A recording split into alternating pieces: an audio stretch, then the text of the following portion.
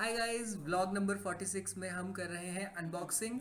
आज अनबॉक्सिंग हो रही है साईं बाबा मंदिर के प्रसाद की। आपको दिखा दूँ, ये पैकेजिंग बहुत अच्छी है डब्बे की, चारों तरफ से एकदम अच्छे से सील्ड है, शाइनी बॉक्स है। और जब आप इसको खोलेंगे तो चार बढ़िया क्यूट लड्डू आपको यहाँ देखने को मिलेंगे। लड्डू बहुत ही शाइनी है और इनमें ना छोटे छोटे दाने हैं, दानेदार लड्डू हैं। इनको चट किया जाएगा। कब? इनको खाने के बाद चट किया जाएगा। जब खाना हो जाएगा उसके बाद जब मीठे की तलब होगी, थोड़ा स्वीट हो जाता, तो इनको किया जाएगा। आप भी लीजिए, आपके लिए सब्सक्राइबर्स के लिए यहाँ पर हम प्रसाद दे रहे हैं, लड्डू दे रहे हैं। प्रसाद उपलब्ध करा रहे हैं। यस। वर्चुअल प्रसाद। यस यस, ये देखिए। ओके। हाँ, अगर आप मंदिर जाते हैं तो ये जिस मंदिर हम गए वहाँ पर आपको बढ़िया क्वालिटी के इस तरह के लड्डू पैकेज्ड डब्बों में उपलब्ध है।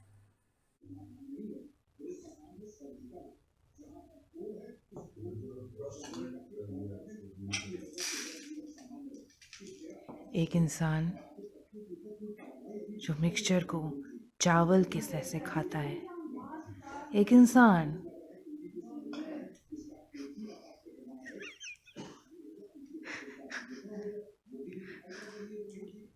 देखो जी, जिसको जो सूट करे। इसकी मुझे मूंगफली बहुत पसंद है, बहुत ज़्यादा। तुमको मूंगफली पसंद है। पिछली वीडियो में भी तुमने मुझे मूंगफली बनाया है, ये बताया है हमने। अब तुम कह रहे हो मूंगफली बहुत पसंद है तो। सबसे ज़्यादा, बहुत मतलब टॉप पे है मूंगफली। और कौन सा लड्डू खा रहे हैं?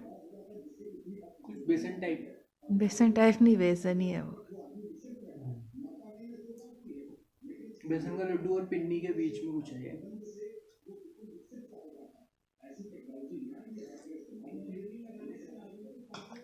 एक चीज़ होती है लेकिन, ये अगर खाओ और साथ में चाय पियो, चाय फीकी हो जाती है। इसलिए उसको बैलेंस करने के लिए मैं बीच में नमकीन, वो नमक का लेवल सेट करती है, ये चीनी का लेवल ऊपर लेके आती है, ये टेम्परेचर लेके आती है बीच में।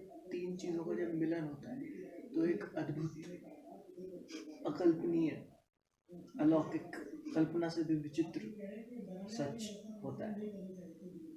अग्निपथ, अग्निपथ।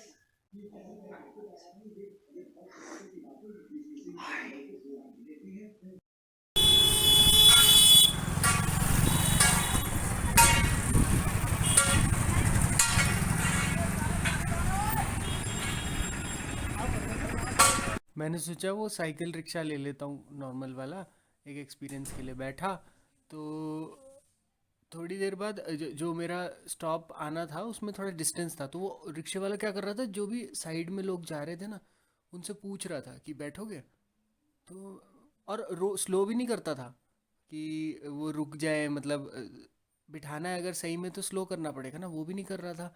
और मैं सोच रहा था कि ये तो शेयरिंग नहीं होता है, ये क्यों पूछ रहा है, मैं अकेला बैठा हूँ पीछे, यहाँ कहाँ बिठाएगा ये दूसरे किसी सवारी को।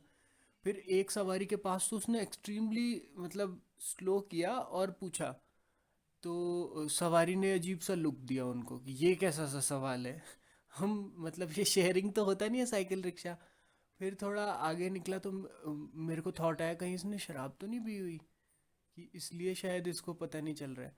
फिर मेरा स्टॉप आने मतलब आ गया, मुझे दिख रहा था, तो थोड़ा पहले बोलना पड़ता है ना, स्लो कर देना, रोक देना। मैंने बोला बस भैया यहीं रोक देना। वो डर गया एकदम से, ऐसे रिक्शा हिल गया और डर गया, और एकदम पलट के उसने पीछे देखा मुझे, वो अरे बैठे हुए हो तुम। ओह गॉड। वो भूल गया था यार, वो बिठा के भूल गया। और वो चला भी ऐसे मस्त होके रहा था जैसे अकेले चल रहा है रिक्शा खाली। साइड में एक रिक्शे वाला भी आया, वो दूसरी साइड से आ रहा था सामने से, उससे भी वो ऐसी बात कर रहा है कि कुछ तो नाम था उसका, और हो गया आज का, हो गया मैं भी जा रहा हूँ, ऐसा करके उसने बात भी की थी। तब भी मुझे समझ नहीं आया, लेकिन जब वो हुआ मुझे लगा अरे पर यार। क्यों हुआ वैसे? मतलब उसको इतनी आदत हो गई, इतना वजन तो है ही ना तुम्हारा, हाँ, कि उसे आदत सी हो गई है ऐसी। वो उसका पैकअप का भी टाइम था, वैसे शाम का नहीं टाइम था। लेकिन वजन तो लग, अब वो अगर हाँ। अकेला ड्राइव कर रहा है और हम्म। तुम्हारे साथ है तो डिफरेंस तो होगा। हाँ वही तो, पता नहीं। आदत की ही बात है, सही कह रही है कि उसको शायद पहले जितने उसको एफर्ट लगता होगा अब उतना नहीं लग रहा है उसको वो करने में। हाँ वो हाँ ये नहीं सोचा मैंने, मेरे को लगा कि हम्म। उसको उस एफर्ट की आदत हो गई है, बट वो भी बात है कि ऑपोजिट भी हो सकता है कि अब उसके लिए वो नॉर्मल है। और चढ़ाई भी आई थी बीच में ऐसे चढ़ाई आई और मैं एम्बैरस हो गया, मुझे लगा मैं उतर जाता हूँ और उसको बोलता हूँ कि आगे से बैठ जाऊँगा आप इतना। जनरली मैं ऐसा कर देता हूँ साइकिल। उस दिन मैंने वो भी नहीं किया, मैं बैठा रहा, मैं मतलब कॉन्टेम्पलेट ही करता रहा क्या मैं इसको बोलूँ उतर। अगर मैं वहाँ बोलता तो वो तो चढ़ाई में घबरा जाता मतलब। सच में पता नहीं।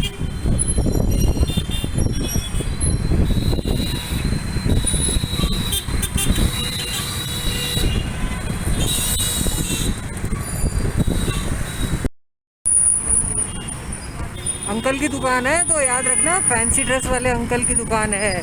दूल्हा बाराती एवं घराती हाउस। क्या बोल रहे हो इसका नाम? पतंजलि। पतंजलि गमला है ये। पतंजलि वाले बना रहे हैं क्या इसको? हाँ बाहर हमने पैकेज नहीं बना हुआ अभी देख। गोबर का गमला बेच रहे हो? ओके, कितने का है ये? ये 80 रुपये का वेरी गुड। बाबा जी ने इसमें भी 80 रुपये का कर दिया। कर दिया, कमाल है। तो ये चलता है, लाइफ है इसकी? हाँ तुलसी उलसी के लिए है, क्योंकि एक आध साल चल जाएगा, उसके बाद जो किसी गमले में शिफ्ट कर दो, खाद बन जाएगी, प्लांट की प्लांट उग जाता है। Very good.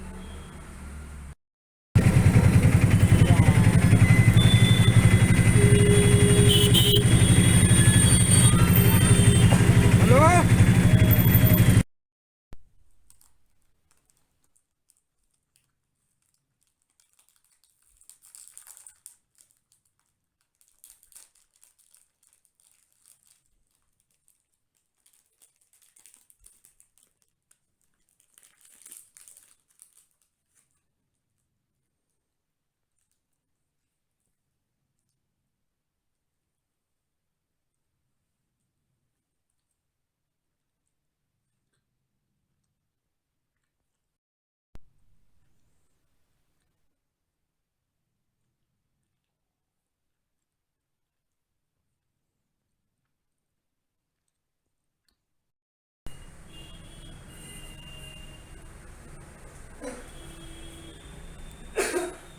सो रही है क्या?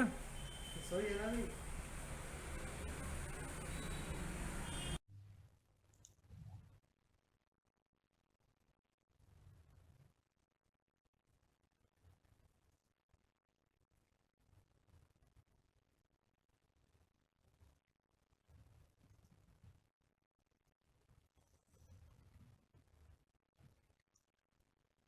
मनोज स्क्रिप्ट पढ़ रहा था और पढ़ते पढ़ते सो गया।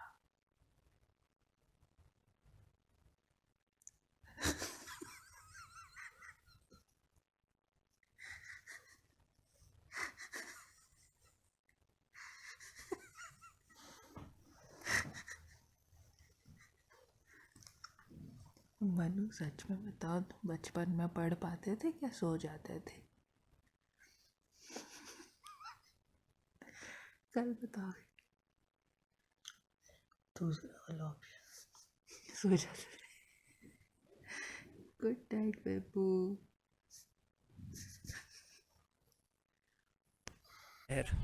सामने जो पहाड़ आप देख रहे हैं ये उत्तराखंड के नैनीताल के पहाड़ हैं। अब ये आज थोड़ी थोड़ी धुंध है इसलिए उतने क्लैरिटी नहीं है, नहीं तो एकदम क्लियर दिखते हैं। ये घर देख रहे हैं आप, ऊंचे ऊंचे मकान, ये हल्द्वानी शहर के मकान हैं। यहाँ एक चीज़ मैंने ऑब्ज़र्व की, वो ये कि एक घर का जो गेट अगर आपने 6 फुट का बनाया, आपके पड़ोसी को पता चल गया तो वो कोशिश करेंगे कि 8 फुट का गेट बनाए।